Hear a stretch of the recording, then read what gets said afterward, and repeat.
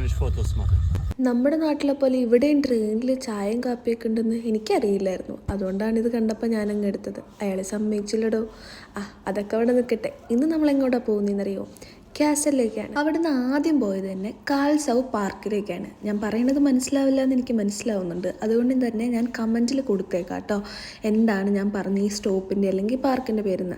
നിങ്ങൾക്കൊരു ഈവനിങ് നല്ലപോലെ സ്പെൻഡ് ചെയ്യാൻ പറ്റുന്ന ഒരു പാർക്കാട്ടോ. അടിപൊളിയായിരുന്നു അവിടെ പോയി ഇരിക്കാനും.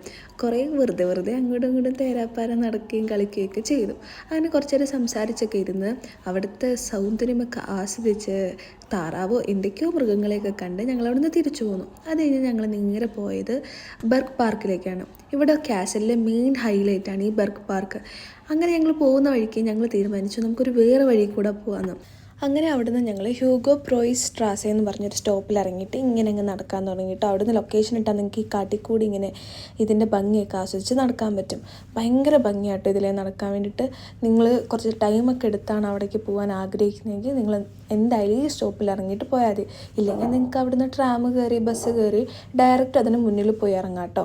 ഇനി കുറച്ച് അഡ്വഞ്ചറസ് ഒക്കെ ആഗ്രഹിക്കുന്നവർ ഇതിലേ നടന്നാൽ ഒരു 3/4 മണിക്കൂർ 1 മണിക്കൂറൊക്കെ നടന്നാൽ നമ്മൾ ഇവിടെ ഇങ്ങനെ എത്തും. പക്ഷെ ഞങ്ങൾ അവിടെ എത്തിയപ്പോഴത്തേനും നല്ല മഴയായിട്ടോ. മഴ പെയ്യുന്നതുകൊണ്ട് തന്നെ ഞങ്ങൾ പിന്നെ മുകളിലോട്ട് കയറാൻ നിന്നില്ല. മുകളിൽ എന്തായാലും ഓൾറെഡി ക്ലോസ് ചെയ്തു, കാരണം ഈവനിങ് ആയിട്ടുണ്ടായിരുന്നു. പിന്നെ ഞങ്ങൾക്ക് തിരിച്ചു പോകണമായിരുന്നു. അതുകൊണ്ട് ഞങ്ങൾ അവിടെ പോയുള്ള കാഴ്ചകൾ പിന്നെ കാണാം എന്നുള്ള തീരുമാനത്തിൽ തിരിച്ചു പോന്നു കേട്ടോ. അപ്പോൾ ഇത്രയേ ഉള്ളൂ. ബൈ.